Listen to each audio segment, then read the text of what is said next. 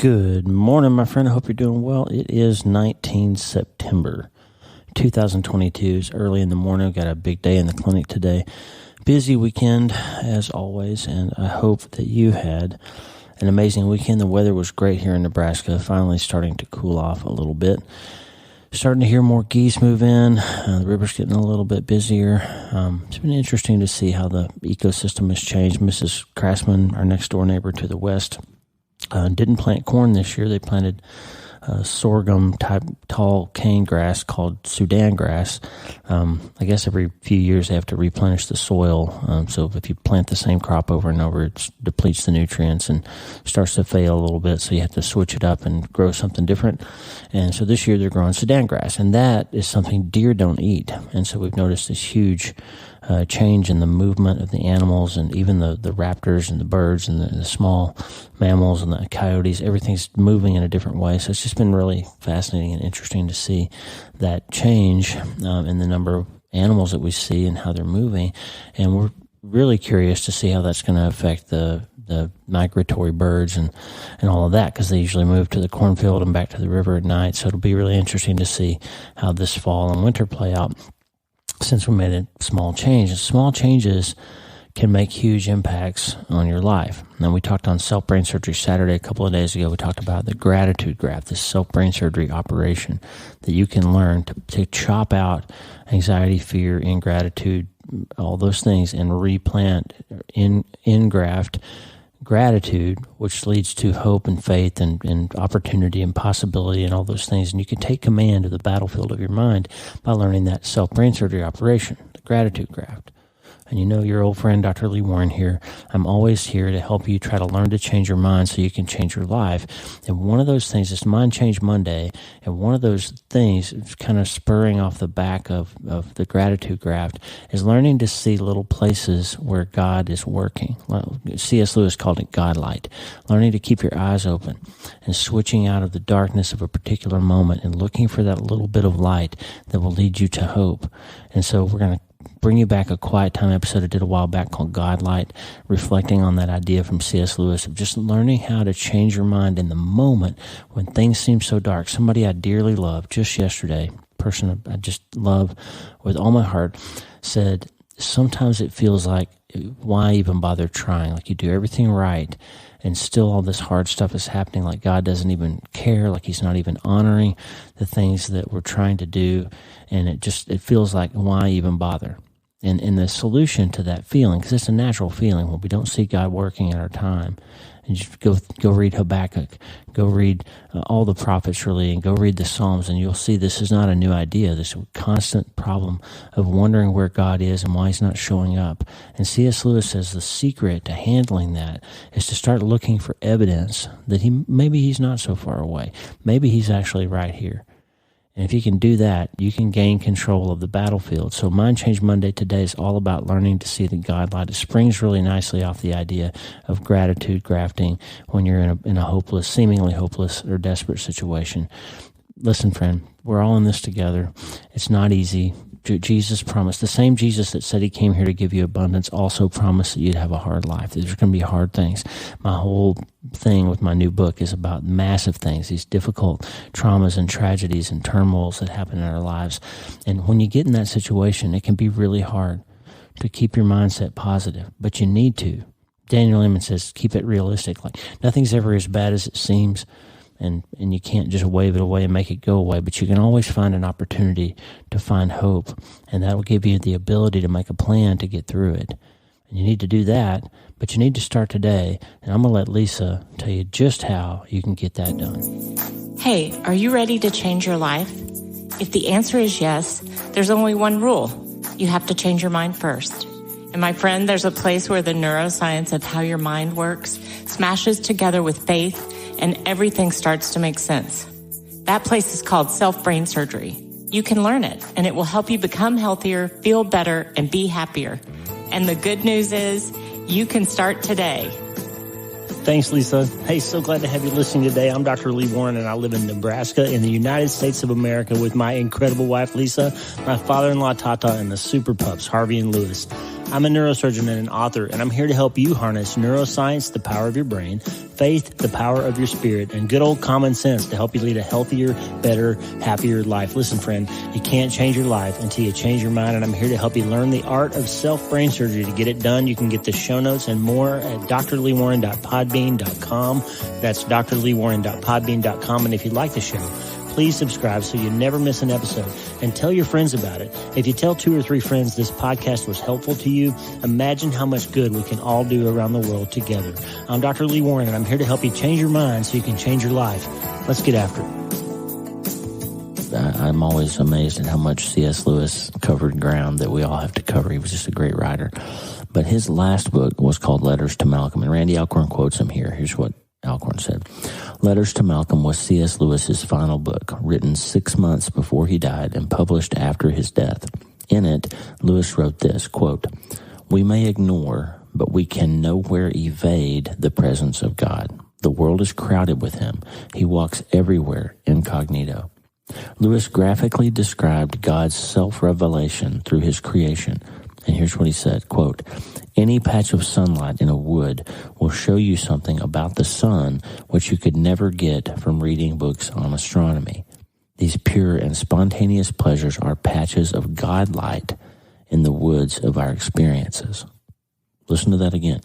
Any patch of sunlight in a wood will show you something about the sun which you could never get from reading books on astronomy. These pure and spontaneous pleasures are patches of Godlight in the woods of our experiences. Friend, this is what I want to talk to you about for my quiet time this morning. I want to recognize that we see things every day that are little bits of grace, of Godlight, Lewis would call them, that Jesus is showing us in his creation, things that can make us grateful.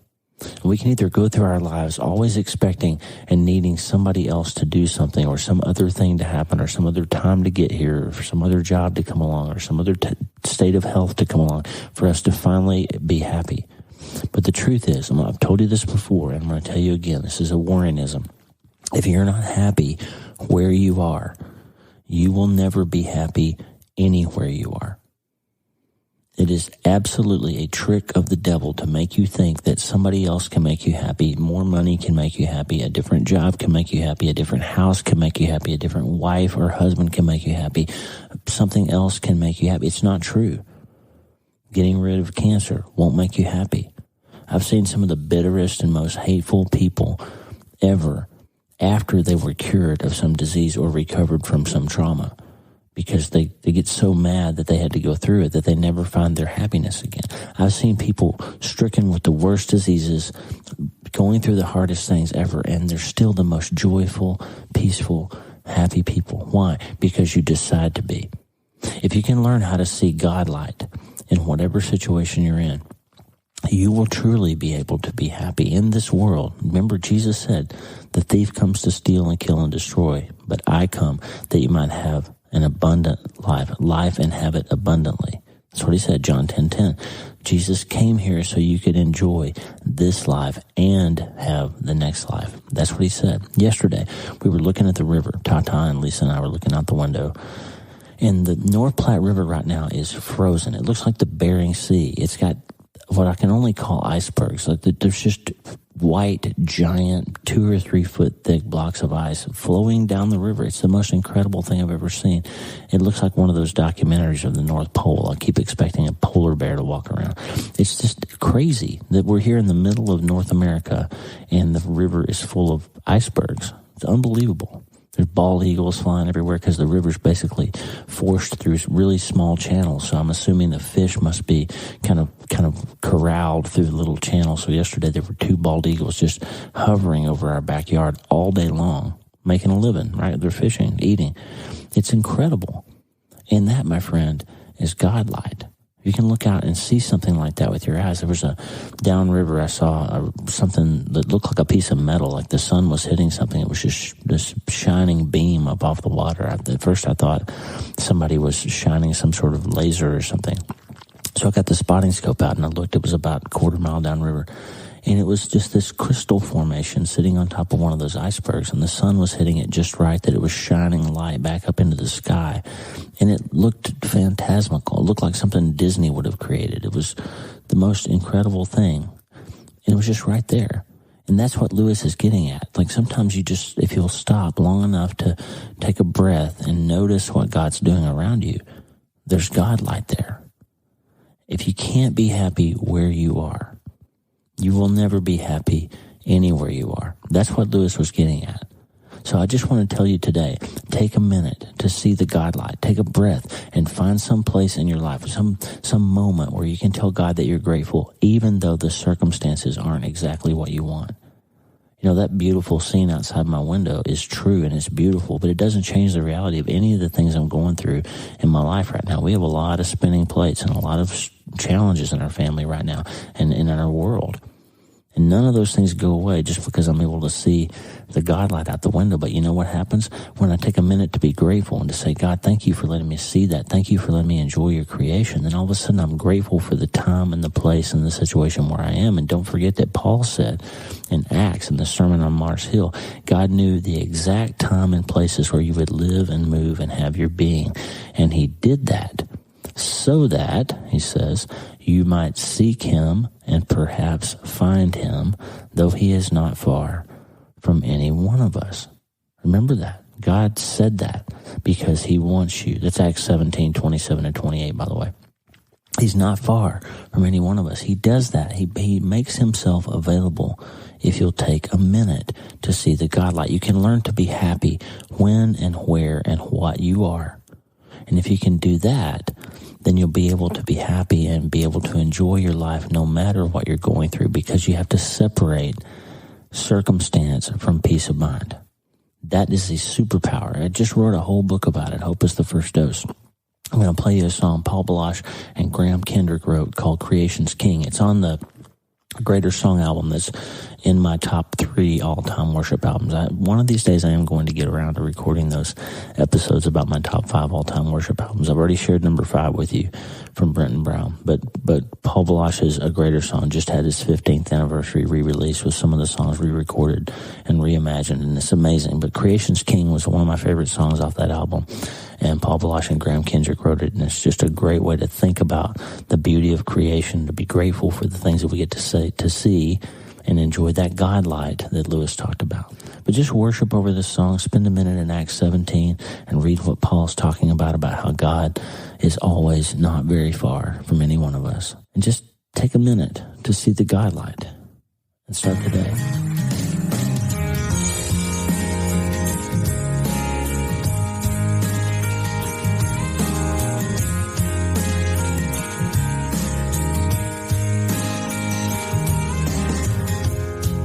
Creation is a song waiting to be sung, all of nature like a prayer, waiting for a tongue.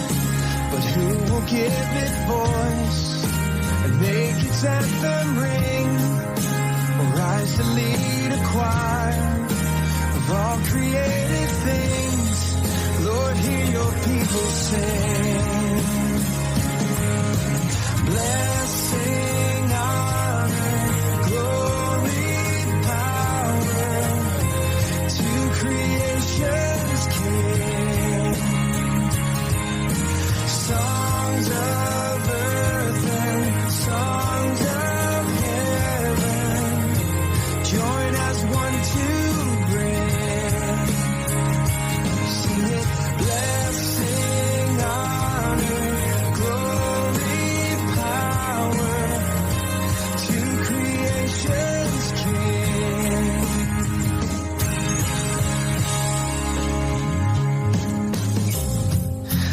the nations are a song waiting to be sung, every instrument and voice created for the one, the maker of all things, the majesty above, who brought us back from death with such a costly love. What praise could be enough? Blessing, honor, glory, power to creation's King. Songs of earth and songs one to win. We're singing blessing, honor, glory, power to creation's King. To creation's King.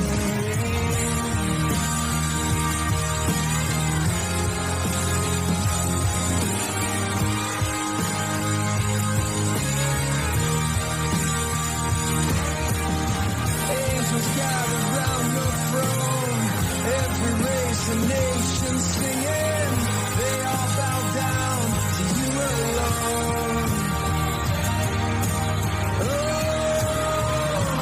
singing blessing, honor, glory, power to creation's King.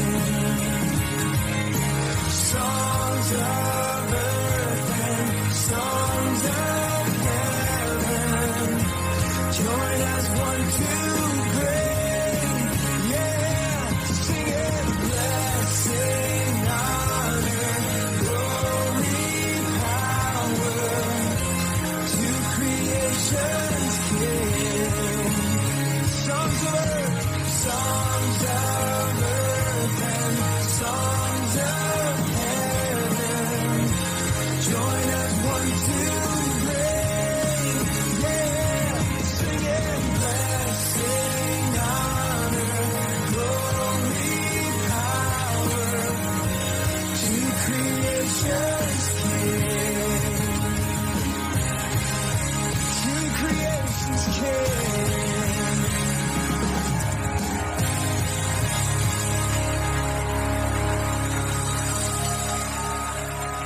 Hey, thanks for listening. The Dr. Lee Warren podcast is listener supported. Check out patron.podbean.com/Dr. Lee Warren. That's patron.podbean.com/Dr. Lee Warren. Patrons and partners get free books, transcripts, special patron-only episodes, and more. And partners like you allow us to stay ad-free and keep growing. Please subscribe to the show so you automatically get every episode. And if you like the show, you'll love my weekly letter. Check out my writing at drleewarren.substack.com, drleewarren.substack.com. Get the free newsletter every week for my best prescriptions for becoming healthier, feeling better, and being happier through the power of faith and neuroscience smashing together via self-brain surgery. drleewarren.substack.com. And if you need prayer, go to the prayer wall at wleewarrenmd.com/prayer. The theme music for the show is Make Us One by Tommy Walker, graciously provided for free by the great folks over at TommyWalkerMinistries.org. Check it out and consider supporting them. TommyWalkerMinistries.org. Remember, you can't change your life until you change your mind, and the good news is you can start today. I'm Dr. Lee Warren. I'll talk to you soon. God bless you, friend. Have a great day.